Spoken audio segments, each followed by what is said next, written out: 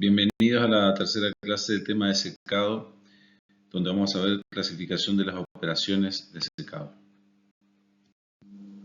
Los contenidos a desarrollar serán secaderos directos e indirectos, secaderos continuos y discontinuos.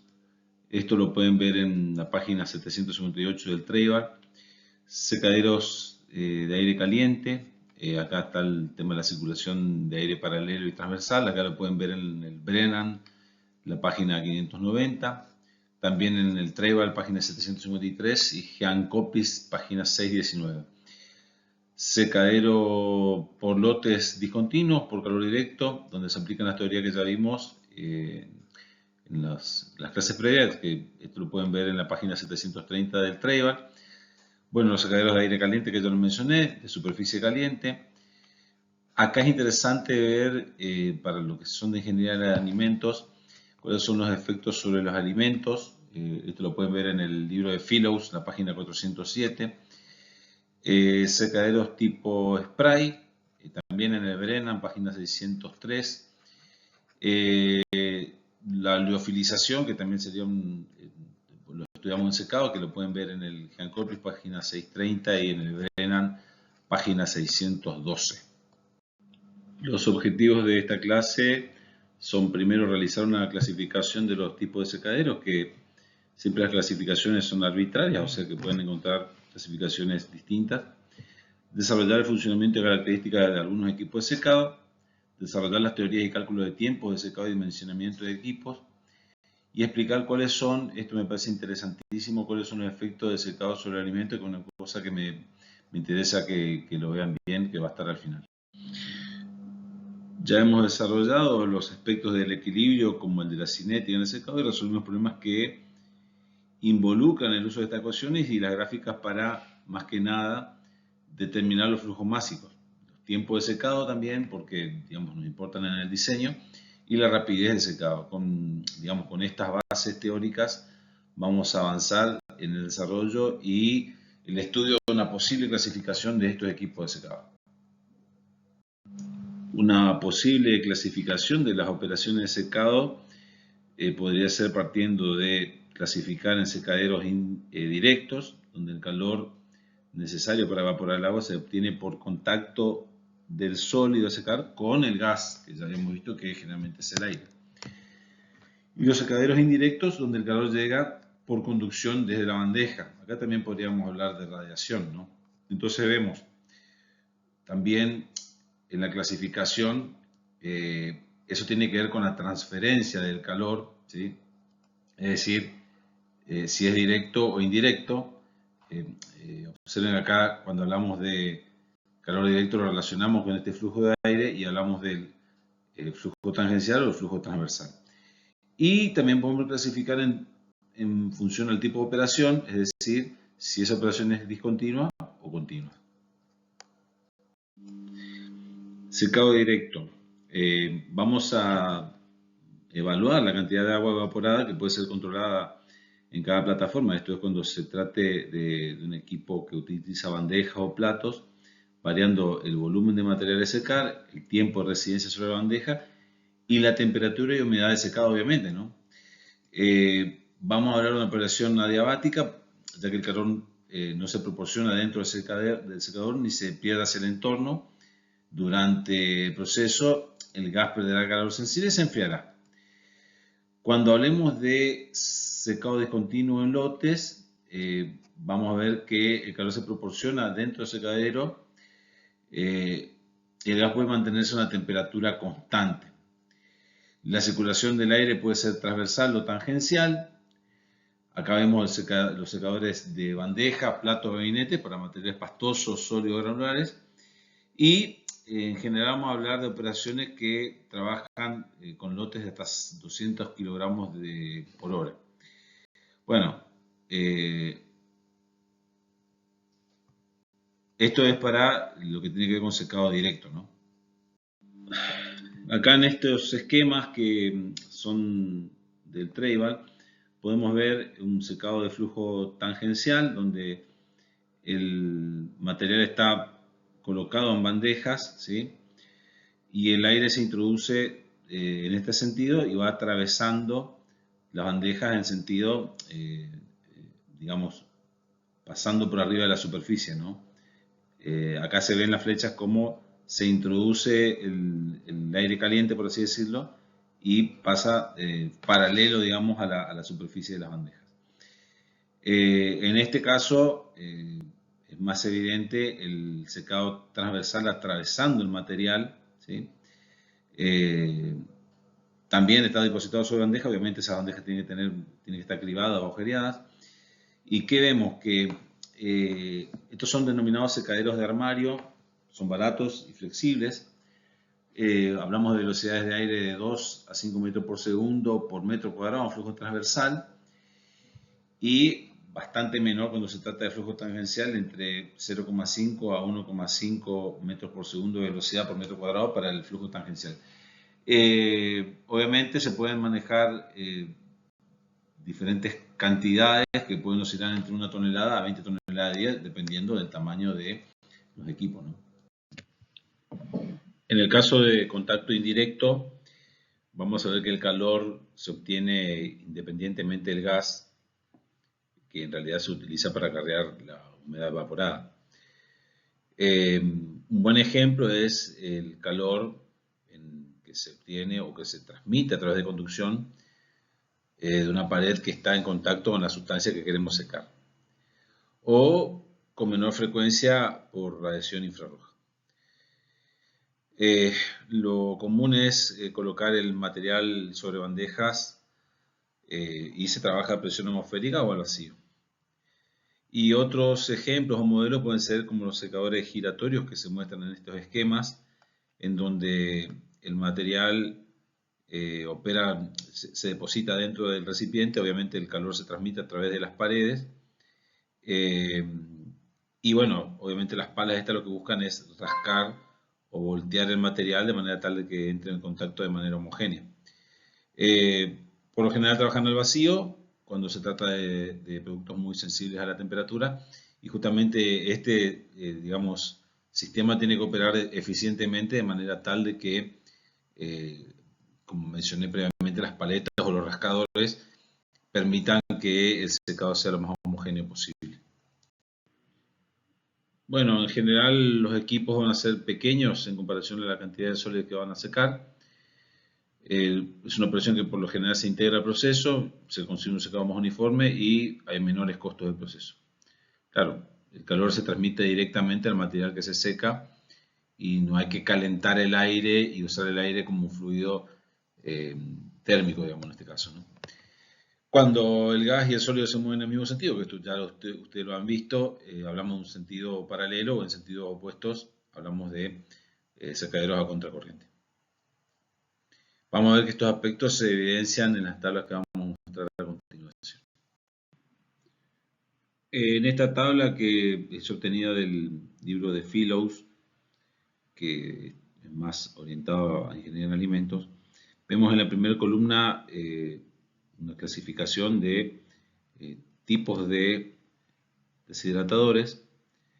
En la segunda columna nos dice si es continuo o discontinuo. En la tercera columna, qué tipo de material puede tratar. Y bueno, qué contenido de agua inicial en la siguiente columna. Si es termosensible, tamaño de las piezas, intermedio o muy pequeño. Si es mecánicamente resistente, que conviene, o si es aplicable para materiales que son mecánicamente resistentes o no. Respecto a la velocidad de deshidratación, si es lenta, moderada o rápida. Contenido final de humedad requerido, si es bajo, moderado, al final. La capacidad evaporativa, fíjense que estos son parámetros variables que nosotros no hemos hablado, ¿no? Kilogramos por hora. Esto es interesante. Y al final, ejemplos de productos que pueden ser tratados con esos equipos. Bueno, hablamos de deshidratadores de tolva, de cabina, de cinta sin fin.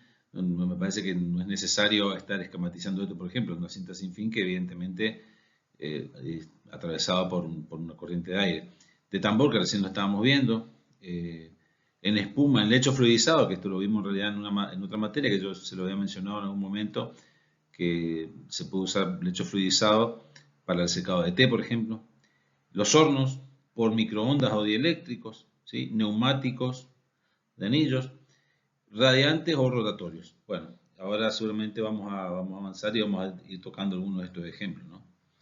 Pero bueno, está interesante esta tabla porque nos da una guía, especialmente para lo que es alimentos, de qué tipo de alimentos podemos secar y qué equipo se utiliza. Acá aparece la continuación de la tabla que estábamos hablando previamente. Los rotatorios flash, fíjense que aparecen acá. Los tipos spray, que los vamos a definir más adelante. Los solares, que esto generalmente se usa para vegetales tipo aromáticas o algunas frutas. De túnel, a vacío de armario o de cintas. Estos son también equipos que, digamos, se cargan, digamos, pueden trabajar de manera continua, pero en general lo asumimos como de funcionamiento discontinuo. Bueno, continúo con la siguiente diapositiva, pero está bueno, me gusta esta tabla porque les da una idea de los equipos y las aplicaciones de estos. Los secaderos de túnel, vamos a ver que el material se puede operar o se puede hacer el secado a corriente paralela o a contracorriente. Tiene elevadas velocidades de evaporación inicial, a baja temperatura relativa al producto inicialmente, velocidades de secado reducidas cerca del extremo seco y puede ser utilizado para frutas y hortalizas. Vamos a ver que el material se distribuye en capas finas sobre bandejas, las cuales se apilan en vagonetas, digamos, las cuales circulan en túneles que pueden llegar a tener hasta 20 metros de largo, con capacidad de 20 a 30 vagonetas de 2x2 metros, ¿no? Son eficientes, se pueden procesar grandes cantidades de material, pero respecto a los de cinto, del lecho fluidizado, estos últimos son más eficientes desde el punto de vista de la energía, ¿sí? Bueno, no hace falta que se los diga, porque acá en realidad el lecho se mueve por la misma corriente de aire que lo está secando, ¿no? Por eso la cuestión de la eficiencia. La velocidad de aire de este tipo de equipo van entre 2,5 a 6 metros por segundo. Bueno, a continuación vamos a ver las figuras que son sacadas del libro de Brennan, para que observen cómo funcionan los equipos y, bueno, cómo se disponen estos.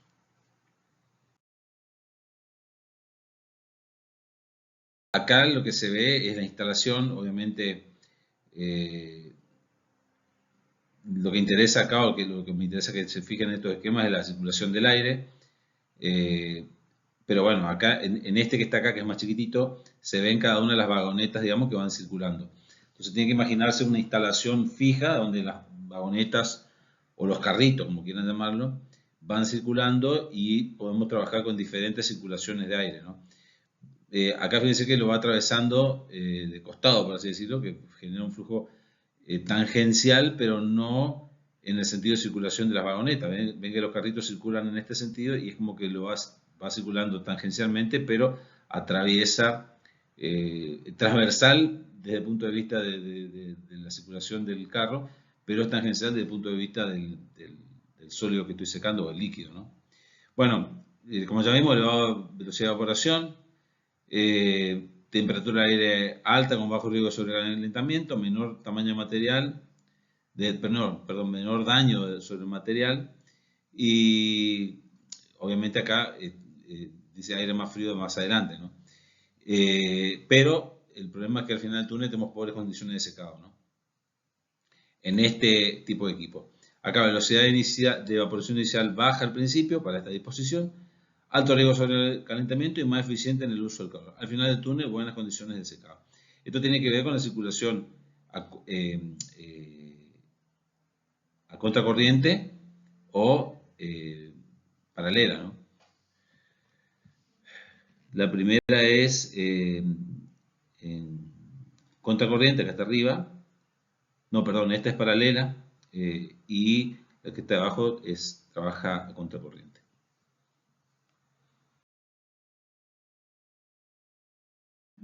Acá vemos en el esquema un secadero de circulación transversal. Lo que se observa es una cinta transportadora, ¿sí?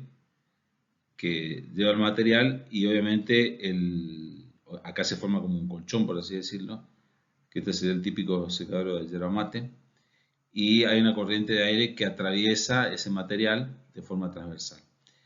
Esto nosotros ya lo hemos visto cuando vimos los cálculos, qué tipo de ecuaciones se utilizan, y bueno, lo estamos viendo en el equipo cómo funciona. Entonces imagínense una cinta transportadora sobre el que se carga el material. La cinta tiene material cribado, puede ser una malla que permite que el aire pase. Obviamente la circulación del aire puede ser de abajo hacia arriba o de arriba hacia abajo. Bueno, los secaderos de cinta o de flujo transversal, pues acá podemos entender que hay un flujo transversal o también un flujo tangencial sobre el material. Acá me da la idea de que el flujo es tangencial. Vemos una cinta sin fin sobre la que se deposita el producto. Hay una entrada, una salida de producto, hay una entrada y una salida de aire. Obviamente acá está trabajando en contracorriente. ¿Por qué nos interesa este modelo a nosotros? Porque es la forma, por lo menos en lo tradicional, de secaderos de yerba mate. En general, para yerba mate estamos hablando, como ustedes vieron ya en la industria, de secaderos que tienen hasta 20 metros de largo por 3 de ancho, pueden ser más. Tienen gran capacidad de producción.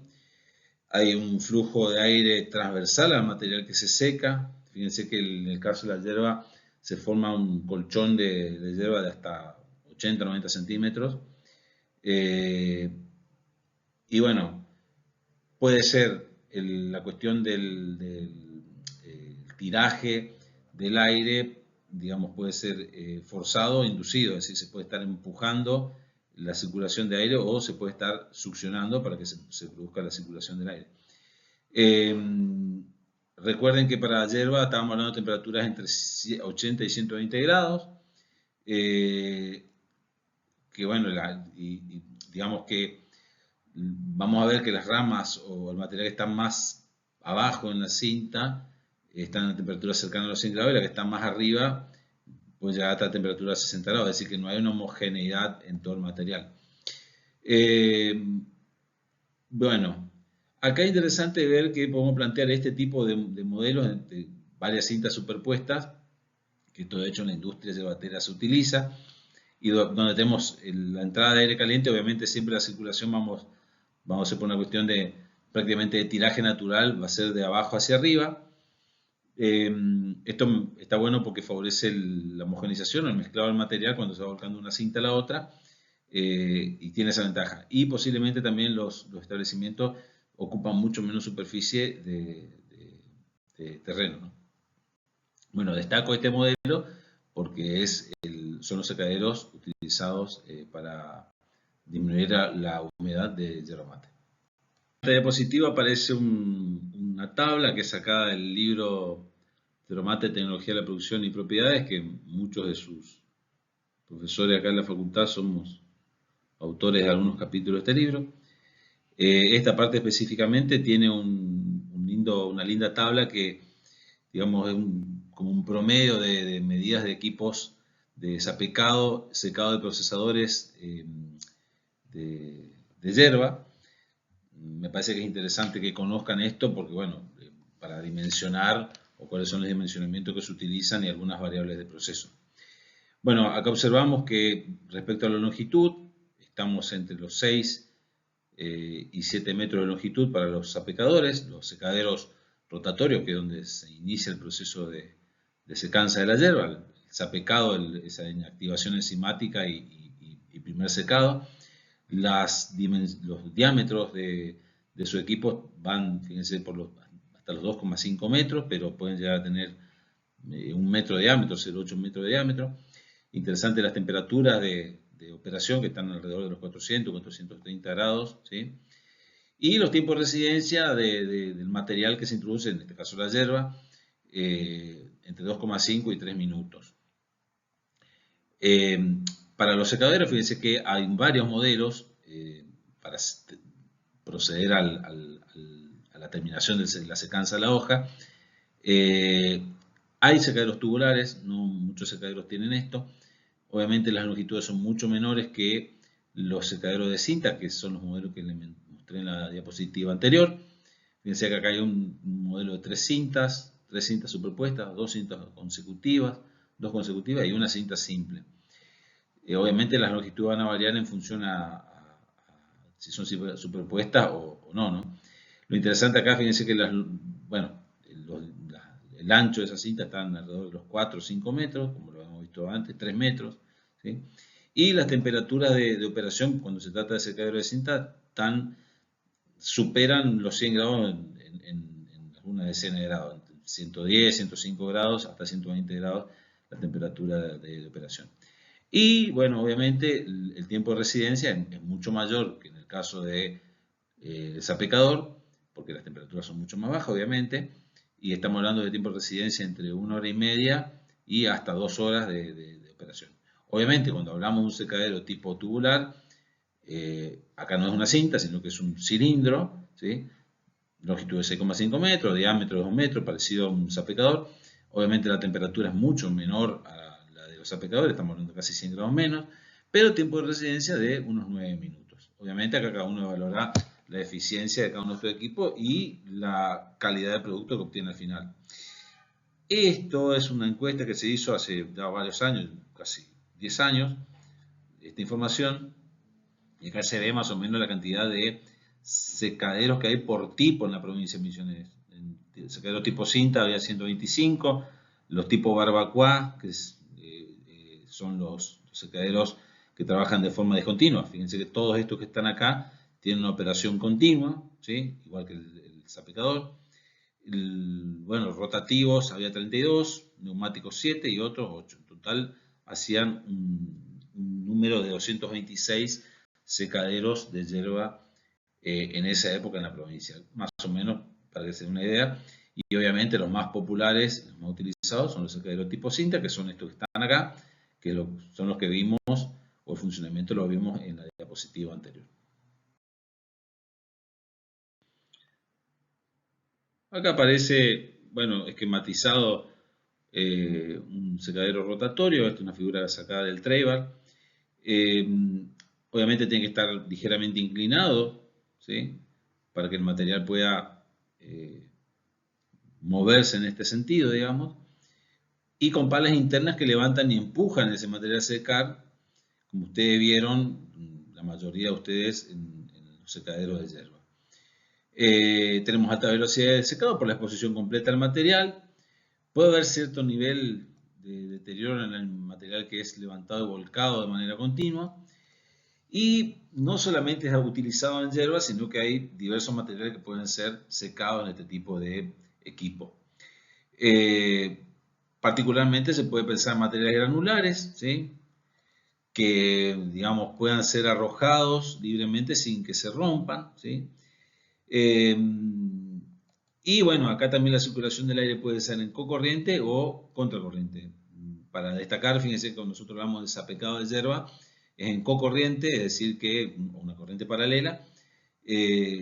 ¿Por qué? Porque se encuentra la hoja verde con la mayor temperatura, se encuentra prácticamente con la llama, ¿sí? Pero puede haber otros materiales que la circulación del aire sea en contracorriente. Bueno, obviamente acá el sólido se introduce continuamente, que puede ser por este lado, si hay desalimentación. El cilindro está girando, ¿sí? Y el aire caliente fluye, en este caso vemos que es a contracorriente, fluye en este sentido y el sólido fluye en este sentido. Es decir, sólido de izquierda a derecha, aire de derecha a izquierda. Obviamente el pequeño ángulo hace que el sólido se mueva a través del equipo, ¿sí? Y las paletas levantan el material de manera tal de que eso ayuda en dos sentidos, ayuda en el traslado del material hacia la salida y también en formar una cortina que es atravesada por el aire caliente que, bueno, tiene una acción de secado mucho más eficiente. Bueno, en el extremo de alimentación podemos pensar que existen elevadores que ayudan a impartir el movimiento inicial del sólido antes de que se llegue al elevador principal, ¿no? Obviamente este no es un equipo que sea adecuado para trabajar con material pegajoso ni chicloso, por así decirlo, puesto que obviamente puede pegarse en las paredes y tendería a pelotonarse, ¿no? Bueno, el equipo puede alimentarse con gas combustible caliente, digamos, y no necesariamente con aire, ¿no? Eh, y si el gas sale del secadero, digamos, con una temperatura suficientemente alta, puede ser descargado a través de una cantidad de aire para precalentar el aire que va a entrar, ¿no? Así que bueno, eh, no es un equipo con el que ustedes que no conozcan, porque ya lo han visto trabajando en yerba, ¿sí? Así que bueno, cuando yo menciono gases caliente o gas caliente, puede ser introducido directamente no a aire calentado, sino el gas y que se produzca la combustión previamente acá, ¿no? Bueno, eso sería una forma de operar. Obviamente eso se tiene que hacer con un material que no es como un material vegetal, en este caso como la yerba. Acá aparecen algunos modelos y formas de hacer circular el gas. Podemos tener calor directo contra corriente, ¿sí? Cuando tenemos minerales o azúcar, por ejemplo. Eh, Fíjense que acá hay un tubo interno, ¿sí? Donde va circulando el gas combustionado, por así decirlo, y no entra en contacto directamente con el material, sino que se va y lo que hace es calentar las paredes de este sistema rotatorio, ¿sí? Acá obviamente es donde se alimenta de este lado y de este lado sale el material, perdón, acá se alimenta y el material se descarga por este lado. Lo interesante es que acá no entra en contacto los gases con el material a secar, como en el caso de la yerba, ¿no? Acá se usan vapores para calentar el sistema rotatorio y de nuevo, el calor es transmitido, digamos, prácticamente se transmite tanto en este caso como en este caso por conducción, ¿sí? Acá tenemos otro caso en que tenemos una alimentación donde si el material, fíjense que acá se introduce los gases calientes, calientan el cilindro interno que es este, donde estoy poniendo bien el puntero ahí, o sea que calienta esta pared y después el gas sale y sí se cruza con el material sólido que va por el cilindro más grande, es decir que el movimiento del sólido se da entre el cilindro más grande y el cilindro más pequeño, pero la circulación de gas primero se da por este cilindro pequeño y luego sale por el cilindro más grande. Acá digamos que en un principio el material va en cocorriente con el cilindro interno, el calor, y después va en contracorriente con el gas que se encuentra de forma directa en contracorriente.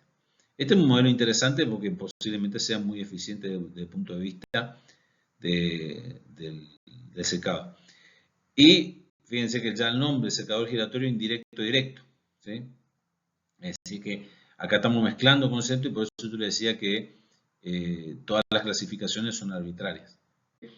Tenemos un tambor cónico que es atravesado por una corriente de gas, es decir, que el tambor va girando y acá sí, acá digamos que hay un contacto indirecto porque es, directamente se transfiere el calor a través de la pared y el material lo único que hace el tambor, por así decirlo, es poner en contacto el sólido y permitir que primero se homogeneice el material y segundo que permita que el aire caliente atraviese el material a secar.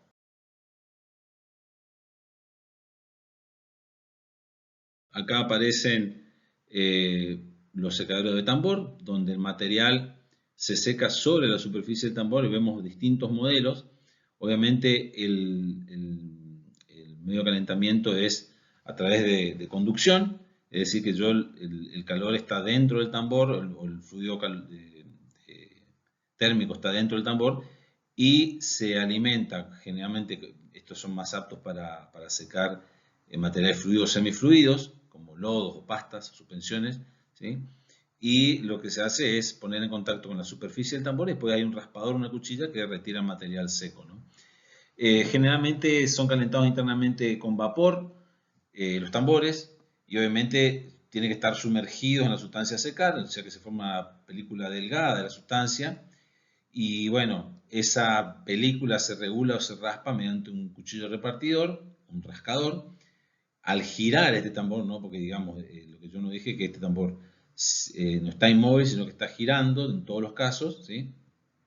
Obviamente la humedad se evapora en el aire que lo rodea y bueno, ese aire obviamente es retirado.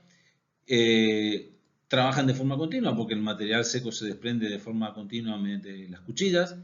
Y obviamente acá el factor controlante del secado va a ser la transferencia de calor y no la difusión, ¿no?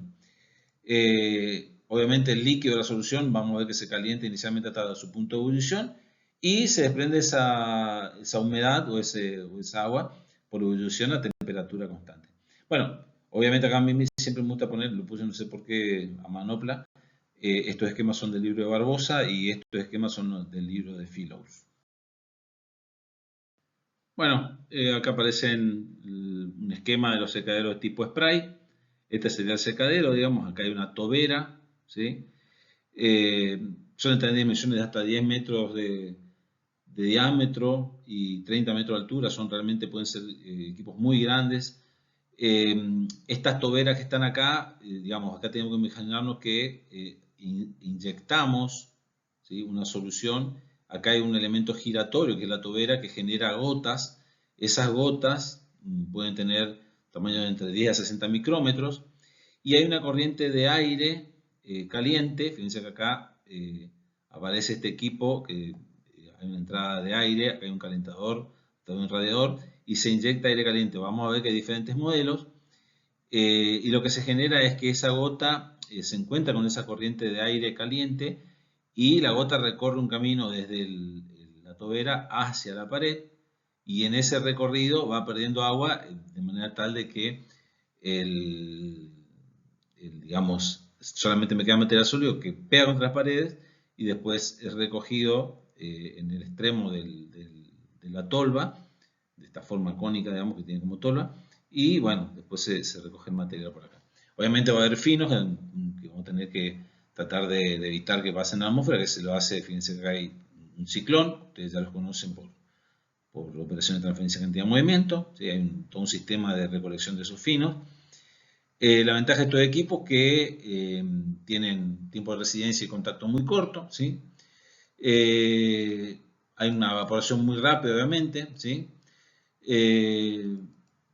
Digamos que este tipo de secado ofrece la ventaja de justamente un secado muy rápido para productos que son sensibles al calor y un tamaño y densidad de partículas de productos que son controlables dentro de ciertos límites.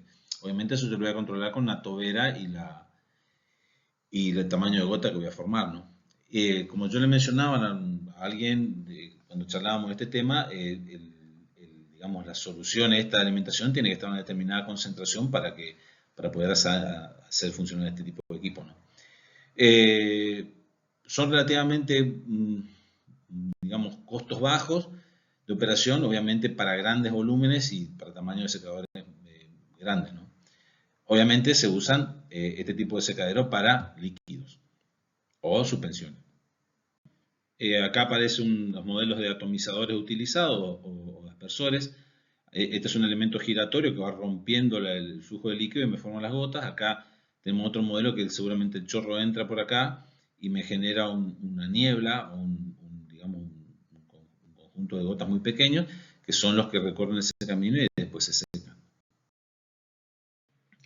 Acá hay otros tantos esquemas de cómo pueden operar diferentes modelos de spray, ¿sí? Obviamente cuando vemos esto así, son equipos de intercambio de calor. Entonces yo creo que saqué del Philips también. Este es el equipo más clásico que tiene que ver con secado de spray, ¿sí? Inyección de la suspensión, aire caliente ascendente y bueno,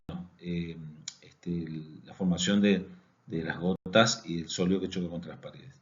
Esto como para que lo tengan en conocimiento. Secaderos de lecho fluidizado. Acá obviamente hay una entrada del aire caliente, hay una alimentación del sólido y el lecho particulado se fluidiza por la corriente de aire ascendente que ustedes ya ya lo hemos estudiado en la materia previa, y no solamente se produce el transporte del material por la fluidización, sino que se produce también el secado, pero en el sentido transversal al movimiento de ese sólido. Esto no tiene mucho más explicación que esa. Obviamente va a tener una entrada de aire caliente, se recoge por aquí, y la entrada a la alimentación del sólido húmedo y la salida del sólido seco. Esto es una de las cosas que me pareció más interesante ponerla en esta clase, que era cuál es el efecto del secado sobre los alimentos, ¿no? Siempre que hablamos de tecnologías aplicadas a los alimentos, lo que se busca es minimizar los cambios que se producen y maximizar la eficiencia, esto pensando en que tratar de que el alimento se conserve, pero que también sufra pocas alteraciones o que se lo pueda reconstituir de una manera lo más cercana posible a lo que es naturalmente, ¿no? Y sobre todo acá entra la cuestión de la textura, los olores, los sabores, etc., ¿no? Generalmente en el secado vamos a ver que el secado genera o se traduce en una reducción de la calidad del alimento comparado con el producto fresco. Eso casi es una generalidad. Bueno, respecto a la textura, vamos a ver que existe una reducción de la suavidad, es decir, que la eliminación del agua durante el secado puede hacer que algunos alimentos pierdan su suavidad, se vuelvan más duros o fibrosos. Por ejemplo, las frutas frescas pueden ser suaves y jugosas, pero cuando se secan se vuelven más duras, y bueno, eso lo notamos en la masticación. Hay un aumento de la rigidez, el proceso de secado puede hacer que algunos alimentos se vuelvan más rígidos y menos flexibles. Por ejemplo, la hoja fresca de menta, o como vemos en nuestro práctico, las de cebollita pueden ser suaves y flexibles, pero después de secarse se vuelven rígidas y quebradizas, ¿no? Bueno, hay un cambio de textura de las proteínas, obviamente el secado afecta la textura de los alimentos ricos en proteína, como la carne y el pescado, haciendo que se vuelvan más secos y duros. Esto, justamente ustedes ya lo vieron, ya en química biológica, el cambio o cómo se desnaturalizan la estructura de las proteínas, ¿no? Y cómo esto afecta a su textura y a su sabor, que es lo que apreciamos nosotros. Puede producirse cambio en la textura de los carbohidratos, ¿sí? Digamos, afectado por este proceso de secado, lo que cambia obviamente su textura es, por ejemplo, verduras frescas pueden ser suaves y jugosas, pero cuando se secan, volvemos a esto de la crujencia y ser quebradizas debido a la deshidratación. Acá vemos algunos datos de alimentos y cómo cambian estos con el secado, las relaciones de deshidratación, la relación de retracción total y bueno, una relación de rehidratación, digamos, cómo vuelve a ser el alimento después de rehidratarse. Por ejemplo, esas zanahorias que nosotros secamos en el secadero en planta piloto, después posiblemente, y podemos imaginarnos que eso termina en algún preparado y se rehidrata, pero sabemos, vamos a ver que no adquiere la misma textura que tenía cuando la introdujimos en el secadero. Bueno, hay pretratamientos que influyen en la operación de secado, por ejemplo el escaldado. Esto generalmente tiene que ver con las tensiones que se generan internamente por las variaciones locales de contenido de agua, ¿sí? Obviamente esto en el secado se provocan roturas y compresiones que producen cambios permanentes, que digamos no se revierten, no hay un proceso, no sigue el mismo camino a la rehidratación que la deshidratación. Acá hay un punto interesante que es las velocidades de secada altas, así como las temperaturas altas, provocan mayores cambios justamente en esta cuestión de la textura, ¿sí? Y cuando se produce el secado, tienen que imaginarse que también hay un arrastre de solutos desde el interior hacia la periferia del alimento seco que genera un aumento de concentración de estos solutos de forma superficial. Obviamente cambiando también la precisión que nosotros tenemos desde el punto de vista organoléptico de ese producto, de ese alimento. Bueno, retracción y formación de costras, esto ustedes lo vieron también en el práctico, es interesante porque uno puede referirse a ese práctico. En general se va a formar una retracción en los tejidos animales y vegetales. Esta retracción se asocia con el espacio que deja de ocupar el agua, obviamente, es decir, como esos huecos que ocupaba el agua se vacían y el material se contrae.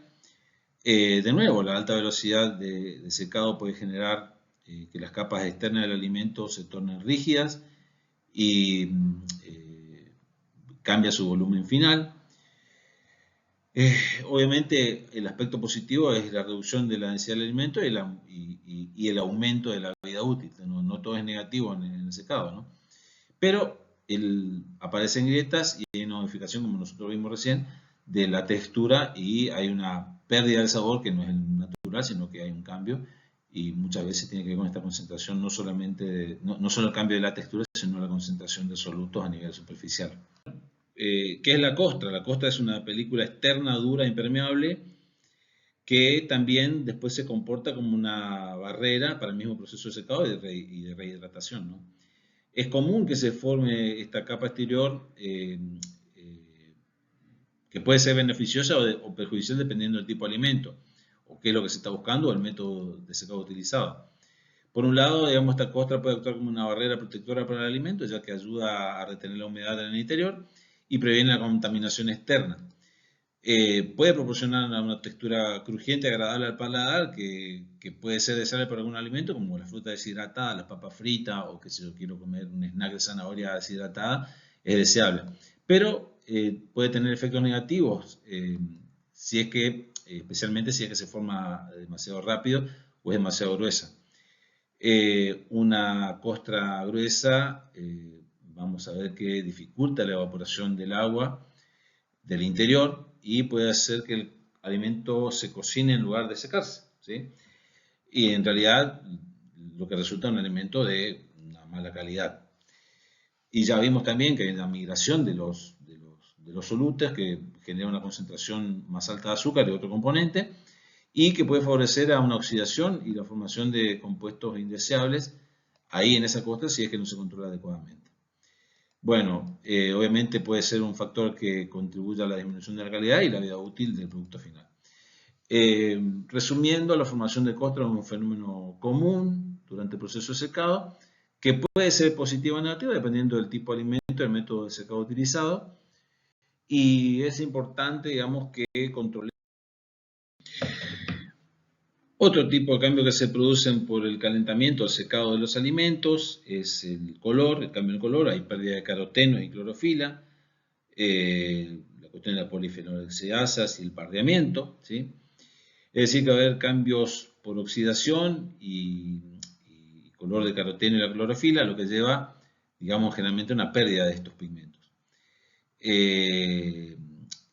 Como mencioné ahí, la acción de las enzimas como las polifenolxidas pueden favorecer un pardeamiento y esto se mejora se mejora usando un tratamiento previo que puede ser el escaldado o un tratamiento con ácido ascórbico. Es importante la cuestión de las polifenolxidas, particularmente para las industrias locales nuestras, porque ya se lo he mencionado. Estas son las responsables de generar, si es que no se hace una inactivación, un color oscuro en la hierba que no es deseable. Pero sí es deseable en el té, donde justamente se hace el enrulado de la hoja para producir ese pardeamiento que es buscado. Entonces, en un caso no necesitamos la acción de las polifenolxidas y en el otro sí. Las manzanas, por ejemplo, tienen un color, no hace falta que le digan, en la cáscara un color rojo, verde o amarillo brillante y sin embargo durante este proceso de secado ese color se puede opacar o amarronar debido a esa oxidación. También los tomates, fíjense que tienen un color rojo brillante, pero conocen, lo han visto en el supermercado, el tomate deshidratado puede volverse oscuro y amarronado debido justamente a la pérdida de agua y esa oxidación de carotenos. La zanahoria fresca tiene un color naranja brillante debido a los carotenoides presentes y en el secado el calor, tanto el calor como la oxidación pueden causar una pérdida del color y un oscurecimiento. Las frutillas, las fresas, tienen un color rojo brillante también, pero vemos que el secado las vuelve más oscuras y marrones debido justamente a la oxidación. Nuevamente el ejemplo de las hojas de menta o de cebollín tiene un color rojo verde oscuro, pero vemos que en el secado ese color puede volverse pálido o amarillento debido a la pérdida de clorofila. Esto también se ve en yerba mate de una manera no tan acentuada, porque cuando ustedes ven la hoja de yerba al entrar al proceso tiene un verde más vivo que cuando termina el secado, que hay una pérdida de clorofila ya en ese punto. Después obviamente hay una variación de color, pero que tiene que ver con ese envejecimiento, que en inglés se pone envejecimiento y que nosotros decimos el estacionamiento de la yerba, ¿no? Obviamente vamos a ver que hay una pérdida de componentes volátiles y puede haber oxidación de pigmentos lipídicos. Acá este esquema muestra el corte de un ser humano probando estimo que un vino o algo así, y se ve, acá se habla de aroma, en realidad cuando entra por la nariz, en realidad el aroma es lo que se percibe por vía retronasal. Esto sería el olor, el aroma es lo que se percibe en la conexión acá entre la cavidad bucal y la nariz, pero por vía retronasal. Habla del sabor, ¿sí? Entonces, la formación del sabor de un alimento tiene que ver justamente con la interacción entre el olor, el aroma y el sabor del alimento, que es lo que nosotros, es la idea que nos hacemos o armamos en nuestro cerebro, ¿no? Como práctico, si quieren, yo siempre digo, agarran una cucharita de miel y la miel tiene un olor particular, que nosotros decimos olor característico de miel, pero hay muchos olores de la miel, y en la boca también, pero si ustedes impiden la circulación del aire cuando introducen el alimento en la boca, esto es muy fácil, tapándose la nariz, van a tener una sensación rara, porque van a sentir solamente el sabor que se percibe a través de los sensores de la lengua. Hagan la prueba de probar una cucharadita de miel y tápense la nariz y sin permitir la circulación de aire en la boca, van a ver que solamente perciben el sabor dulce. O con el chocolate, ¿sí? El chocolate es lo mismo. El chocolate posiblemente perciban algo del dulce, algo del amargo y van a perder la sensación de la vainilla que se percibe acá por vía retronasal. Bueno, vamos a lo nuestro. Las sustancias, muchas tienen mayor volatilidad que el agua y obviamente se pierden con la temperatura. Por eso en ese problema que nosotros vimos, fundamento de transferencia de cantidad de movimiento, hacíamos un bypass del jugo de naranja y lo volvíamos a meter en la punta porque había una pérdida en la concentración del jugo de naranja de justamente estos atributos organolépticos del jugo.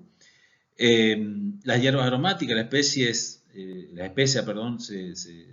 deben secar a temperaturas más bajas para que justamente esos componentes volátiles se conserven. Cuando se hace el secado de la leche, por ejemplo, para hacer leche en polvo, se puede generar un olor rancio justamente por la oxidación de algunos ácidos grasos insaturados, ¿sí? Es decir, generan aldehídos, cetonas y ácidos. Y en la zanahoria es interesante porque se puede generar olor a violetas debido a las violetas con B corta, debido a las beta-iononas, ¿sí? Estos son algunos ejemplos de qué es lo que puede suceder. Otro aspecto a evaluar en alimentos es el valor nutricional. Vemos que durante el proceso de secado de los alimentos es común que se produzca cierta pérdida de ese valor nutricional, justamente por varios de los aspectos que venimos mencionando, y bueno, la pérdida de compuestos volátiles y de agua también hacen a esa pérdida. Muchos de los nutrientes más susceptibles a perderse son las vitaminas, algunos minerales y los antioxidantes, ¿sí? Obviamente ese grado de pérdida va a depender de otros factores, como ya vimos, velocidad de secado muy alta o temperaturas muy altas, ¿sí? Y el método de secado utilizado. Acá ponemos un ejemplo que es la vitamina C, que es una de las vitaminas más vulnerables al proceso de secado. Obviamente una exposición prolongada a altas temperaturas genera una oxidación que reduce su contenido significativamente. También las vitaminas del complejo B, como la tiamina y la riboflavina, presentan sensibilidad al calor, ¿sí? Y pueden perderse en el secado. Algunos minerales como el hierro y el calcio pueden permanecer en el alimento durante el secado, pero la reducción del contenido de agua puede hacer que presenten menos biodisponibilidad cuando se los consume.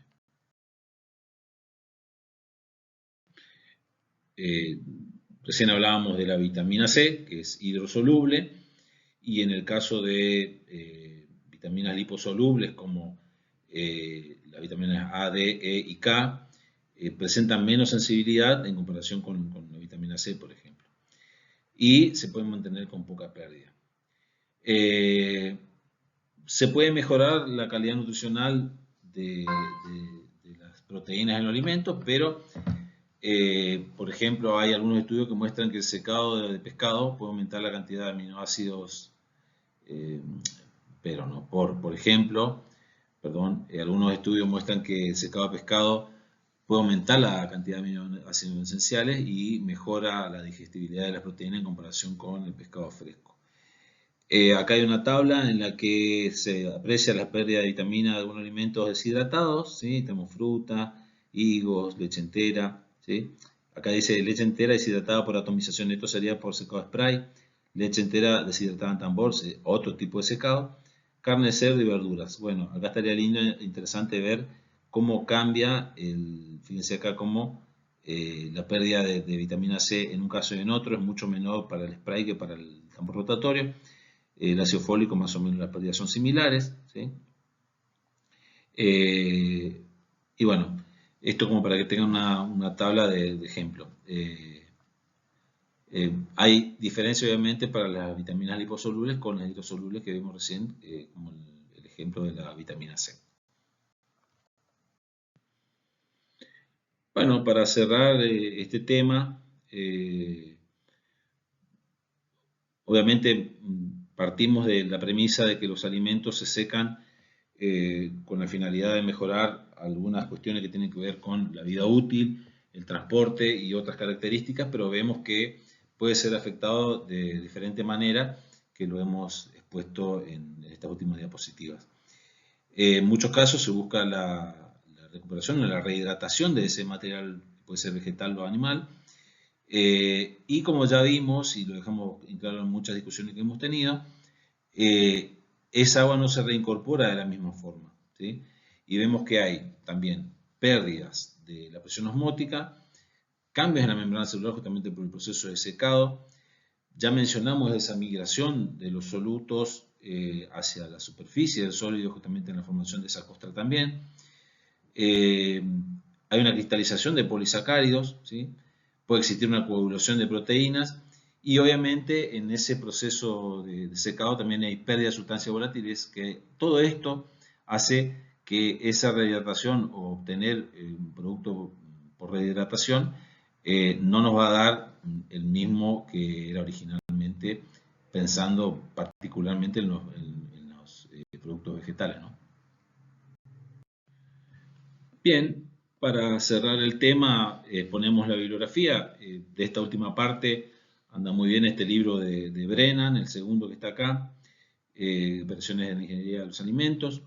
Peter Phillips también, que tiene el cuarto acá en la lista, que digamos interesante desde el punto de vista de la tecnología de procesado de alimentos. Y bueno, el Barbosa Cánovas, que es un libro también conocido por los estudiantes de Ingeniería de Alimentos, que estos tres andan muy bien justamente para hablar de este proceso de secado y visto desde el punto de vista de la ingeniería de los alimentos. Bueno, me pareció que es interesante hacer esta última posición de cómo influye el secado en el alimento, porque siempre hablamos de las operaciones, pero ya estamos a la altura de la formación en la que me parece que es interesante exponer cómo afecta cada una de las operaciones que estamos estudiando al producto que estamos queriendo obtener. En este caso, los alimentos que tienen una particularidad que digamos, nosotros somos los que lo vamos a consumir y aparece toda esta cuestión que tiene que ver con lo organoléptico, la textura, el sabor, la cuestión nutricional, o inclusive que no lo hemos visto, la generación de algunos productos que puedan llegar a ser incluso indeseables. Bueno, cerramos con esta bibliografía la tercera clase de secado que estaba en deuda de presentársela, así que aquí va. Saludos.